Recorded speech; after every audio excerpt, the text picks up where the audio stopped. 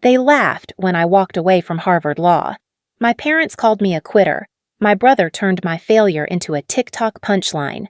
At every family dinner, I sat in silence, branded the disappointment.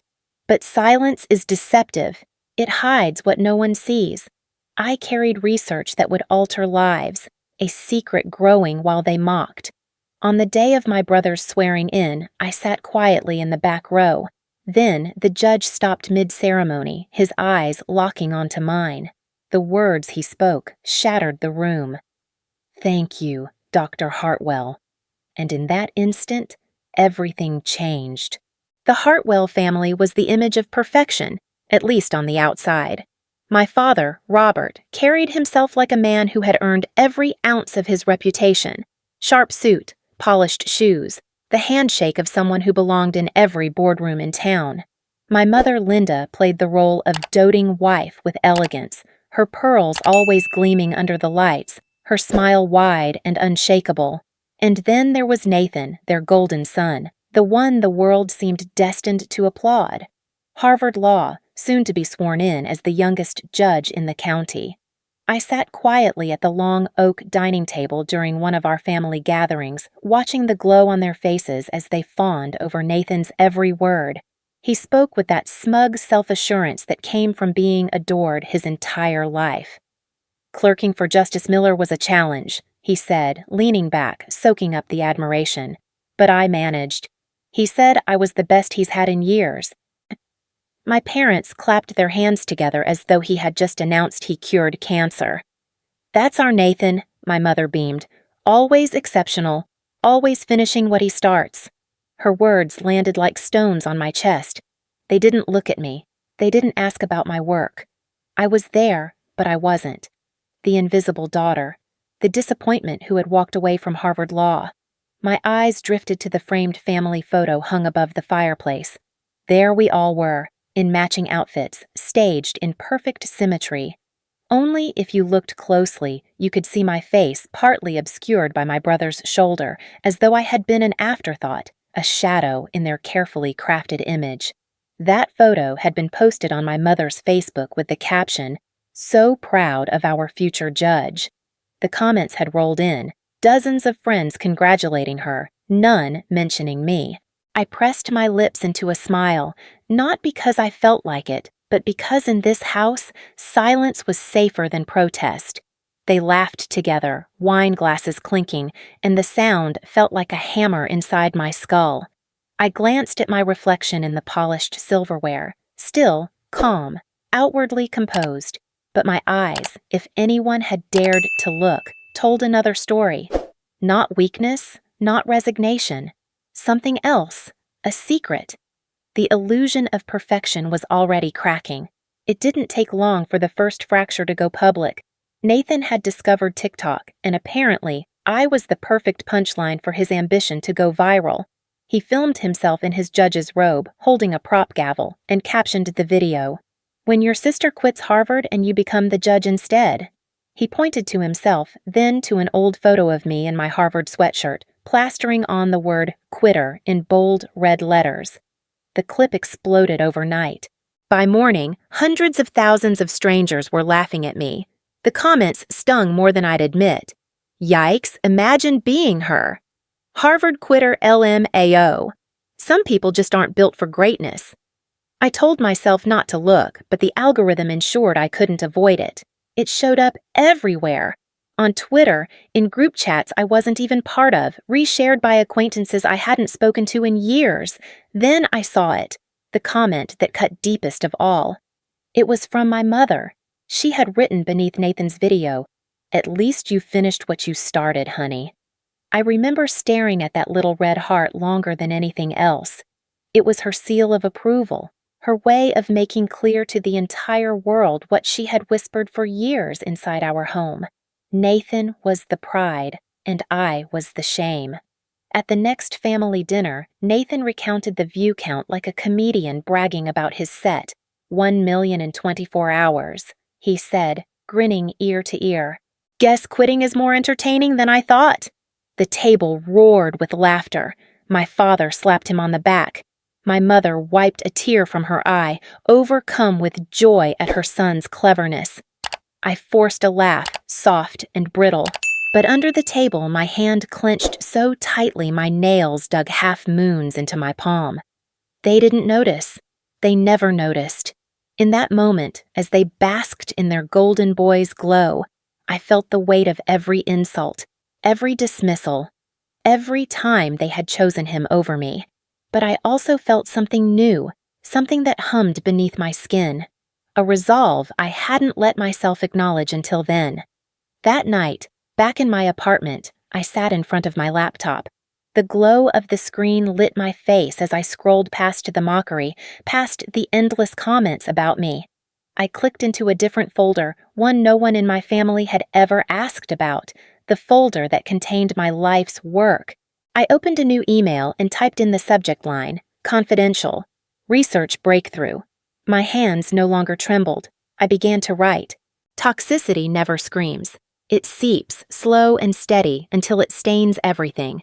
In my family, it spread through words polished as wisdom. My father had a habit of using me as a cautionary tale. At dinners, at church, even in casual conversations with neighbors, he would lean forward and say, "Look at Nathan, and look at Evelyn." His voice was heavy with disappointment, as though my existence itself was a warning label stamped across the Hartwell name. He said it as if he was teaching me a lesson, but the lesson was never for me. It was for Nathan, for the world around us. This is success. That is failure. His hands would gesture toward Nathan's shining presence, then fall limp in my direction, like I wasn't even worth pointing at. My mother followed with her own subtle cuts, sugar-coated and sharp.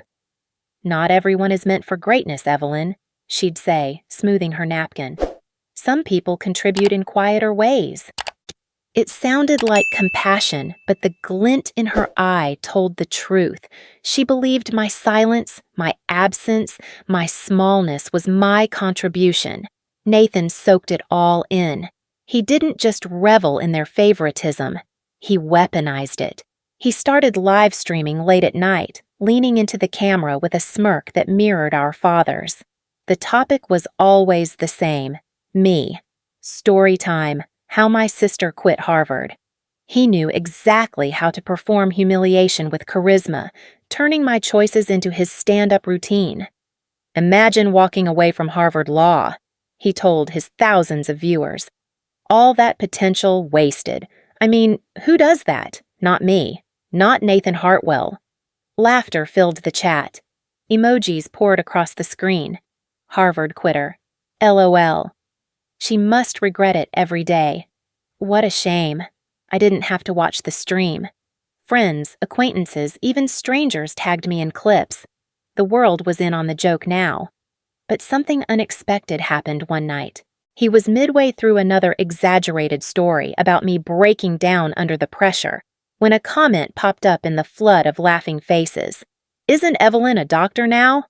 For a fraction of a second, Nathan faltered. The confidence slipped.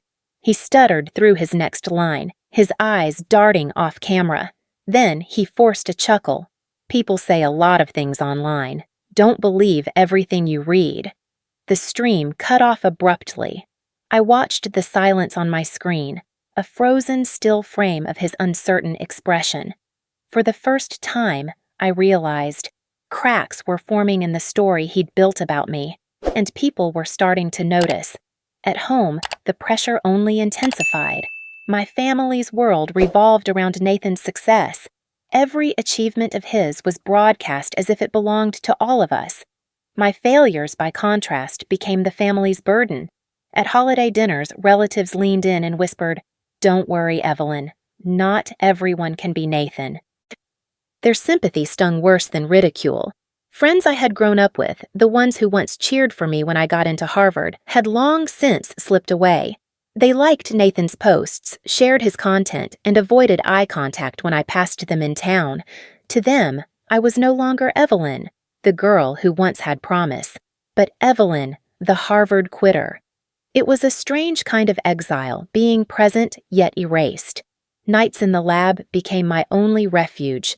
The quiet hum of machines, the sterile glow of fluorescent lights, they were the only spaces where my name wasn't tainted. I stayed late, sometimes until dawn, poring over data, scribbling notes, chasing answers no one else believed I could find. The lab didn't laugh at me. The lab didn't compare me to Nathan. It asked only for persistence, precision, and patience. All the things my family said I lacked. Some nights I'd pause, leaning against the cold steel of the counter, staring into the dim reflection of my own face in the glass. Maybe they're right, the voice inside me whispered. Maybe I am broken.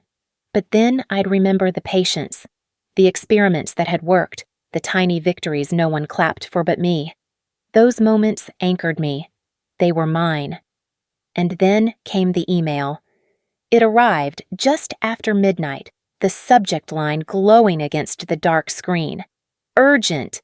Meeting request. National Science Council. My pulse quickened as I clicked it open. The message was direct. Dr. Hartwell, we've reviewed your latest findings. We need to meet you urgently. Your work has significant implications. I stared at the words, my breath catching in my throat. They had called me Dr. Hartwell, not Evelyn the quitter, not Evelyn the failure. For the first time in years, I saw myself named for who I really was. The room was silent except for the faint hum of the machines. I pressed my palm against the desk to steady myself. Outside, the world still thought of me as the family shame, the shadow to my brother's light. But inside this lab, in this email, I was something else entirely. And I knew, with absolute certainty, that the poison they poured into me had not killed me. It had only forced me to grow stronger roots, deeper than they could see. The courthouse was draped in banners, polished to a gleaming perfection that matched the mood of the Hartwell family. Cameras lined the aisles, journalists whispered into microphones, and the crowd gathered to witness Nathan's ascension. It was a day of triumph, and my parents wore it proudly on their faces.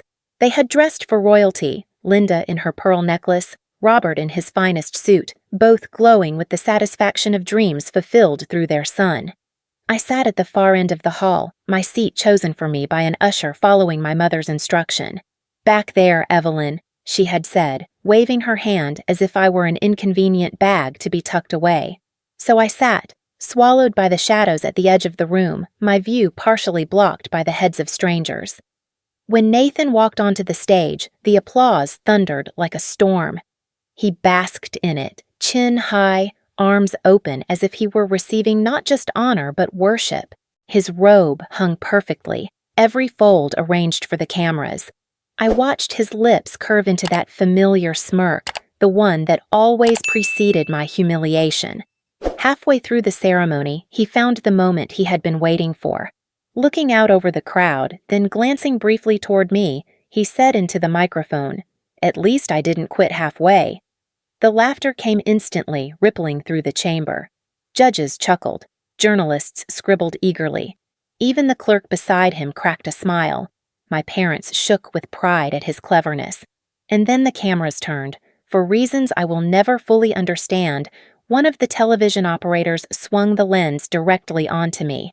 My face filled the screen, eyes steady, mouth set, not trembling as they expected. For the first time, the public saw not the weak, broken quitter they had imagined, but something colder, harder. My expression was not sorrow. It was silence sharpened into steel. The broadcast cut away quickly, but the damage, or perhaps the revelation, was done. People had seen me, and they hadn't seen what Nathan wanted them to. When the ceremony ended, the crowd surged forward to congratulate him. I slipped out unnoticed, my heels tapping against marble as I made my way to the exit. The applause faded behind me, muffled by the heavy courthouse doors. By the time I reached my apartment, the weight of the day collapsed onto my chest. I threw my coat across the chair, kicked off my shoes, and stared at my reflection in the darkened window. My eyes still carried that coldness, but underneath, I felt hollow. I logged into my social media, a mistake I should have known better than to make. My feeds were flooded with clips of Nathan's joke, each caption crueler than the last. "Savage! Harvard quitter called out at her brother's swearing in. The comments poured like acid, erasing what little air I had left. With shaking hands, I deleted every account. Years of photographs, memories, connections, gone in seconds. The silence afterward was deafening. No notifications, no comments, no digital reminders of who the world thought I was. Just me, alone in a room too quiet to bear.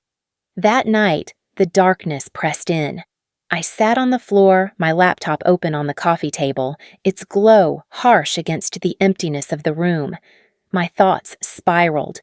Maybe they were right. Maybe I was worthless, broken, undeserving.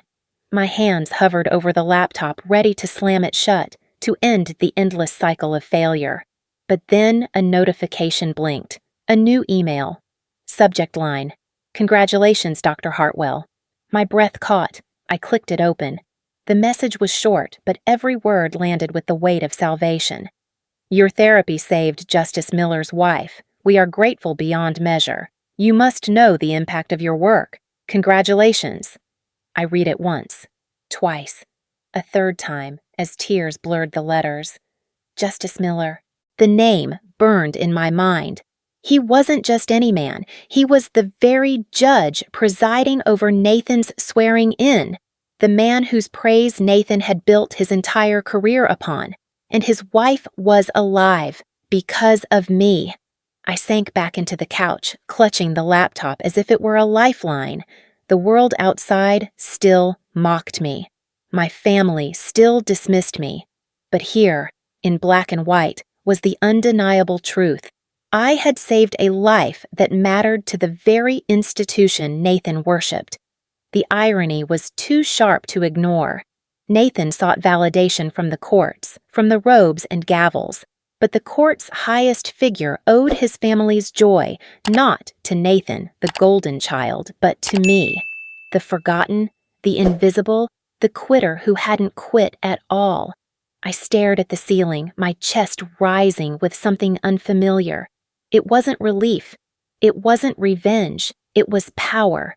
Quiet, unspoken, but mine. And I knew, with a clarity that chilled me, that the story was about to turn. The email lingered in my inbox like a spark refusing to die out.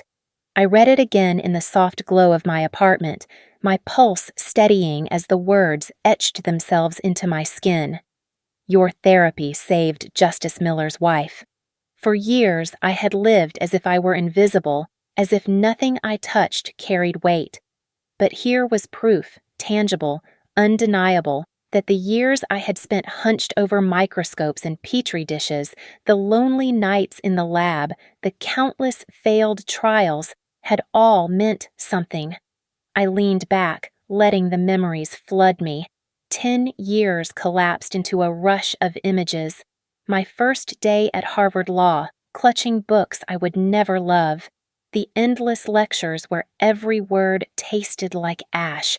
The moment I realized my heart was elsewhere, in science, not in statutes. The trembling phone call to my parents when I told them I was leaving Harvard, the silence that followed, then the fury, my father's voice slicing through the line. "You've ruined yourself." They believed that was the end of my story, but it wasn't. I remembered stepping into the research facility for the first time, the sharp smell of disinfectant, the hum of machines, the sterile promise of the unknown. Unlike Harvard's lecture halls, the lab breathed with possibility.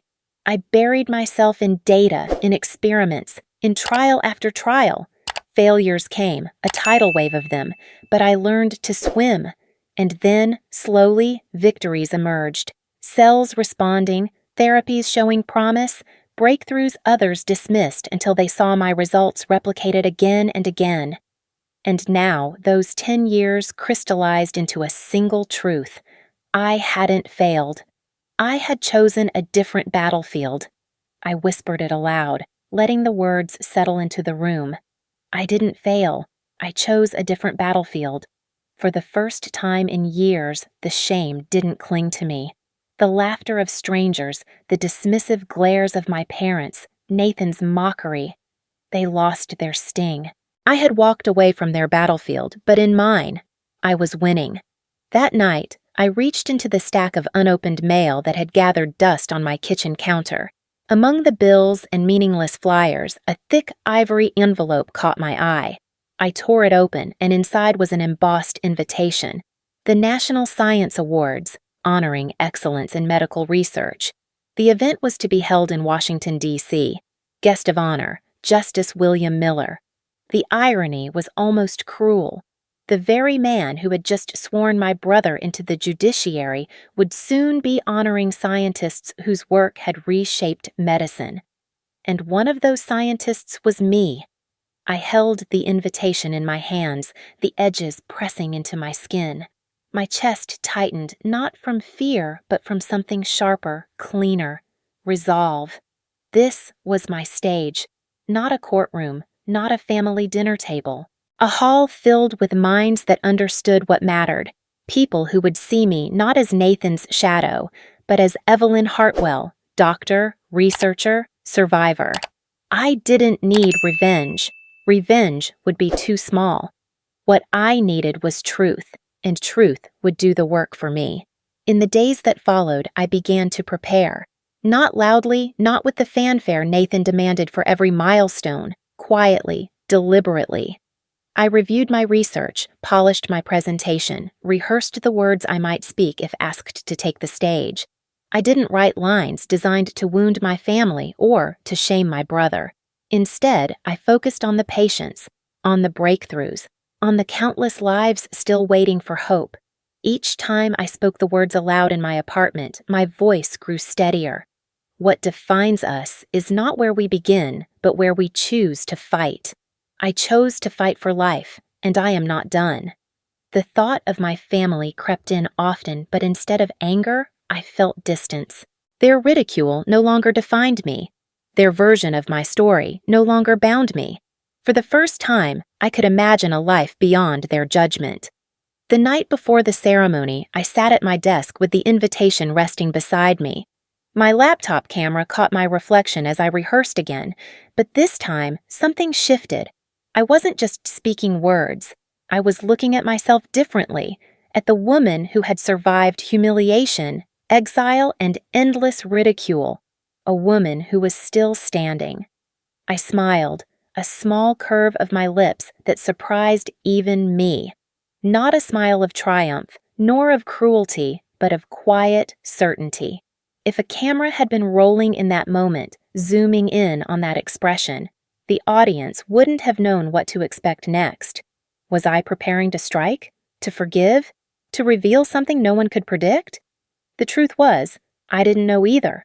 All I knew was that the story wasn't over, and this time I would not be silent. The courthouse was brighter this time, the chandeliers glittering overhead, the air alive with anticipation. Nathan stood at the center of it all, wrapped in his robe like a king ascending his throne. My parents were seated in the front row, their phones angled just right for the live stream. "Proud moment," my mother captioned, her fingers trembling with excitement as the hearts and clapping emojis poured in. The audience rose to their feet as Nathan stepped forward to take his oath. Applause thundered, echoing against the marble walls. The cameras swept across the room, capturing his practiced smile, the smug tilt of his chin. Every detail of this day had been designed to cement his place as the family's crowning jewel. I sat where I always sat, in the back, hidden, unseen. Or so they thought. Justice Miller rose to address the crowd. His presence commanded silence, his voice deep and deliberate. He spoke of integrity, of the weight of judgment, of the solemn duty of the law. Nathan hung on every word, his chest swelling with pride as though the speech had been written for him alone. And then Miller paused. He turned his head, not toward Nathan, not toward the front rows filled with dignitaries, but toward the back, toward me. The room stilled, every pair of eyes following his gaze. I felt the weight of the silence pressing down, the disbelief that Justice Miller would acknowledge anyone outside the golden circle of celebration. And then his words rang out, clear and sharp. "Thank you, Dr. Hartwell. Without you, my wife wouldn't be alive today. For a heartbeat, the world seemed to stop. My father's hands, so steady all morning, began to tremble against the armrest.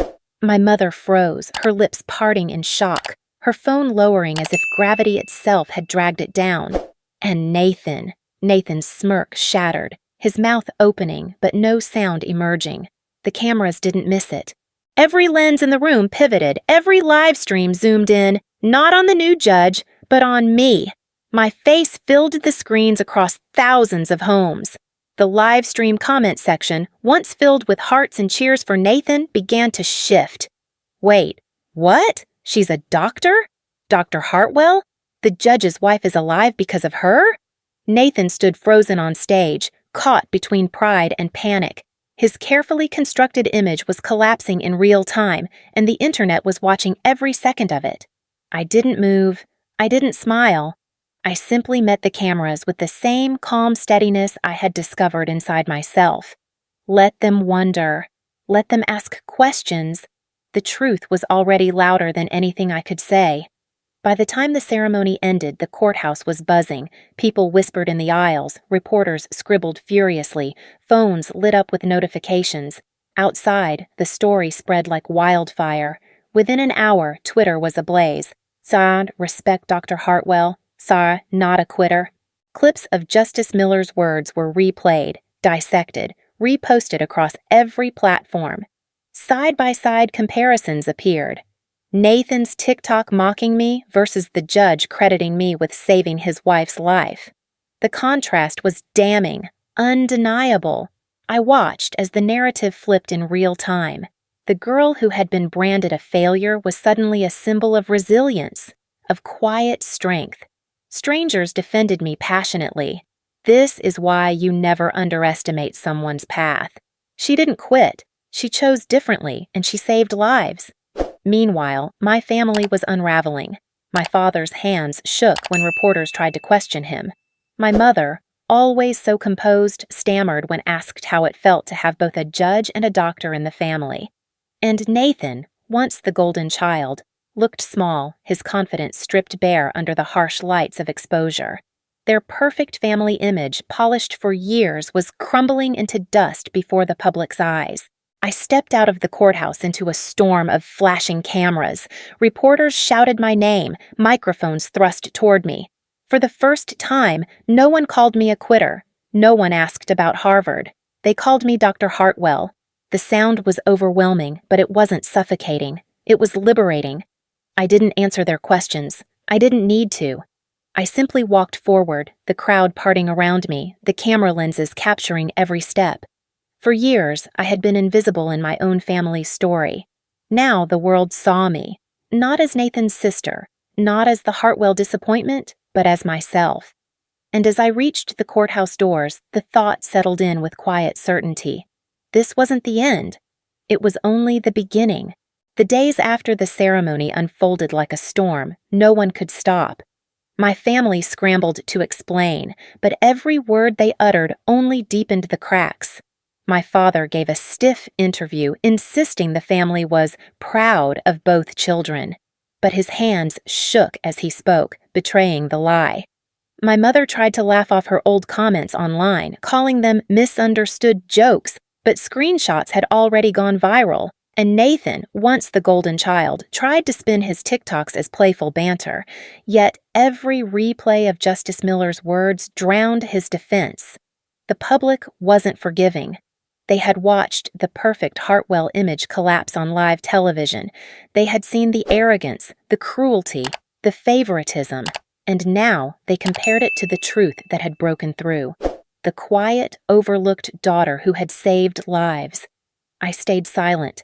I didn't grant interviews, didn't rush to defend myself, didn't craft statements for the press. I didn't need to. The truth had already spoken, and it was louder than anything I could ever say. Then, one evening, as I sat in my apartment, the television flickered with a breaking news segment. A woman appeared on screen, her voice trembling as tears streamed down her face. "She saved my life, too," the woman said, clutching the microphone. She was one of my patients, a survivor of the very therapy I had developed. Her story spread like wildfire, followed by others, names, faces, voices, each carrying their testimony of a life touched by my work. My chest tightened as I watched. This was not revenge. This was justice, the kind that mattered. Not against my family, but for the truth of what I had dedicated my life to. The irony didn't escape me. My family had fought so hard to erase me, yet now, the more they tried to minimize, the more the world amplified me. The balance had shifted, not because I sought to destroy them, but because I had refused to let them destroy me. For the first time, I felt free. In the weeks that followed, I moved through the world differently. I was no longer Evelyn the Harvard quitter. I was Dr. Evelyn Hartwell, scientist, researcher, healer. People approached me on the street, not with pity, but with gratitude. Letters arrived from students asking for mentorship, from families thanking me for giving them back their loved ones. And in that flood of recognition, I discovered something unexpected: peace. One afternoon, I sat on a bench in the city park, the sun warm on my skin, the laughter of children echoing around me. My laptop rested on my knees, an email draft open from a young student who had written, "How did you survive being seen as a failure? How do I keep going?" I stared at the blinking cursor for a long time before typing. Never let their version of you define who you are. They will try and they will fail, because you get to decide your battlefield and you get to decide your worth. I hit send and leaned back, letting the breeze rustle through the trees. The piece lasted only a moment before a new notification appeared at the corner of my screen. My heart stilled as I read the subject line: nominated for the Nobel Prize. For a moment, I couldn't breathe. The park around me blurred, the sound of laughter distant, the world narrowing to that single line of text. I opened it slowly, the words glowing against the screen, confirming what I had scarcely dared to imagine. It wasn't just recognition. It wasn't just justice. It was transcendence. I closed the laptop gently, holding the knowledge close like a secret too sacred to shout. The world could call me what it wished: failure, doctor, savior, nominee. But I knew who I was now, and nothing could strip that away. The camera of life would fade to black here, but not because my story had ended. It was because, at last, I had stepped fully into my own.